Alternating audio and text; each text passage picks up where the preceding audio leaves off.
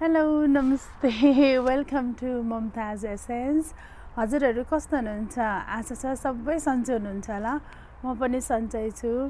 अहिलेको सिचुएसन चाहिँ नि अब हामी सबै सोसल डिस्टेन्सिङमा बसेर जसरी सक्छ त्यसरी नै काम गरिरहेको छ। अनि यो बखतमा चाहिँ म चाहिँ घरदेखि काम गरिरहेको छु र एट द सेम टाइम यसरी मेरो फ्री टाइमहरूमा चाहिँ गार्डनमा चाहिँ मोस्ट टाइम दिइरहेको छ। अनि गार्डनिङ गर्दा चाहिँ एकदम रमाइलो हुन्छ, एउटा थेरापेटिक पनि हुन्छ। सो मलाई चाहिँ एकदम रमाइलो लाग्छ गार्डनमा काम गर्दाखेरि। हेर्नुहोस् न, पानी अलिअलि ड्रिजल हुन लागेको छ, पानी परिरहेको छ। तर यो पानी परे तापनि म आज चाहिँ नि तपाईँनिर यहाँ सानो भिडियो लिएर आउँदैछु। मेरो यहाँनिर चाहिँ नि यो सकुलेन्ट प्लान्ट थियो। हेर्नुहोस् न कस्तो भयो यो, यसको हालत कस्तो राम्रो भएन कि यहाँनिर, किनभने यो पटमा एकदम धेरै वर्ष रह्यो। अब 4 वर्ष जति यहीँ बाहिर भएको हुनाले चाहिँ नि आज चाहिँ नि मैले यसलाई चाहिँ नि के अरे अर्को पटमा चाहिँ नि के भन्छ ट्रान्सफर, यस थ्याङ्क यू बुढो। यो समटाइम्स चाहिँ नि मैले वर्डहरू पाउँदैन। यो सकुलेन्ट चाहिँ नि यो सानो पटमा चाहिँ नि ट्रान्सफर गर्दैछु बिफोर द्याट। अनि कस्तो अहिले चाहिँ नि गार्डनमा कस्तो राम्रो फुलहरू फुलिरहेको छ, फलहरू नि फलिरहेको छ नि। आज चाहिँ एउटा दुईवटा मलाई चाहिँ अपडेट गर्न मन लाग्यो। फर्स्ट चाहिँ मेरो म्यारिगोल्डको गर्छु। हेर्नुहोस् न कति राम्रो भएको छ, म्यारिगोल्ड यसरी फुलेको छ। खास मैले यो टेबलमा सेटअप गरेको नै हजुरहरूलाई देखाउनको लागि हो। कति राम्रो छ। अनि म्यारिगोल्ड फुल्यो भने मलाई चाहिँ नि हाम्रो अब चाडबाडहरू चाहिँ नि नजिक आउन थालेको जस्तो लाग्छ। हजुरहरूलाई कस्तो लाग्छ? अनि के भयो भने 2 दिन अगाडि चाहिँ नि स्ट्रोम फ्रान्सिस भन्ने आएको थियो। अनि हेर्नुहोस् न यहाँनिर मेरो ह्याङ्गिङ बास्केट थियो। अनि हावाले चाहिँ नि एकदम घुमाएर कतिलाई चाहिँ नि अलिकति हेर्नुहोस् न यहाँ त यस्तो गाह्रो यसरी अलिकति ड्राई बनाइदिएको रहेछ। सो म यो 1-2 दिन चाहिँ नि भुइँमै राख्दैछु। अनि दिनहरू अलिक सेटल भएपछि चाहिँ नि माथि फेरि ब्याक टु यहाँ ह्याङ गर्छु भन्दै। Let's get back on to work है। अनि यता फेरि अर्को नि छ मलाई अपडेट गर्नु मन लाग्यो। मेरो चिल्ली हेर्नुहोस् न, चिल्ली प्लान्ट। यो चिल्ली प्लान्ट चाहिँ एकदम स्पेसल छ। मैले बारम्बार अरू भिडियोहरूमा नि भन्ने गरेको छु। मेरो एउटा साथीले चाहिँ नि भेनेसा भन्ने साथीले चाहिँ नि यो 5वटा चिल्लीको रुख दिनुभएको थियो। एउटा चाहिँ नि मर्यो, 4वटामा चाहिँ एकदम राम्रोसँग फलेको छ। अनि कति राम्रो फ्रुट चिल्ली लागेको छ।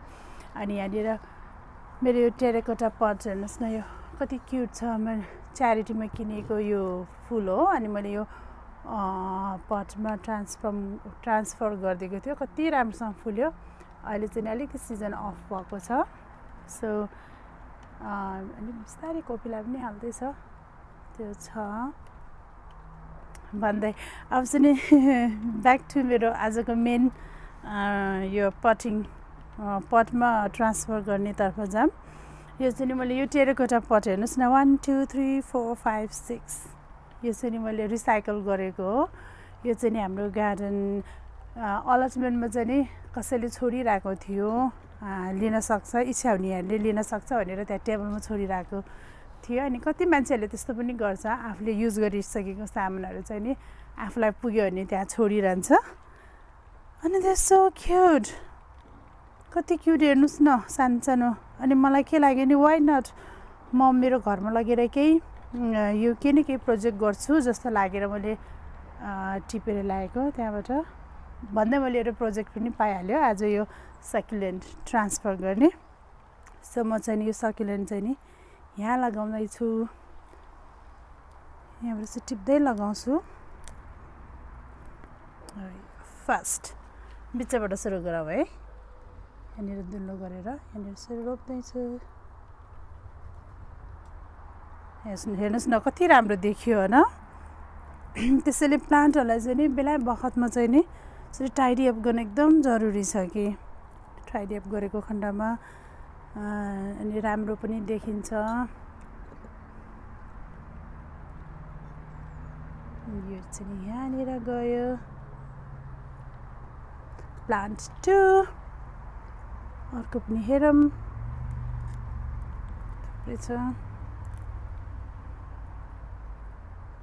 यसमा रुट पनि छ अलिअलि सब यहाँनिर सार्दिउँ यसलाई।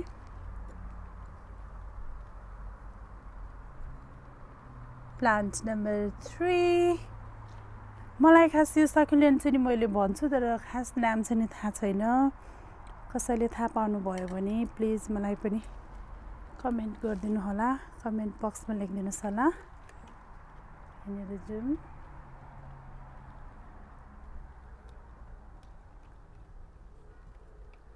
प्लान्ट नम्बर 4 ओहो सकिन लाग्यो अब चाहिँ नि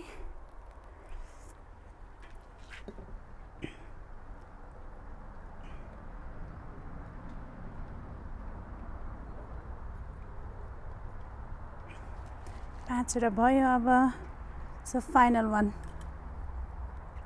फाइनल चाहिँ नि मैले यो लिँदैछु यहाँनिर रोपिदिन्छु।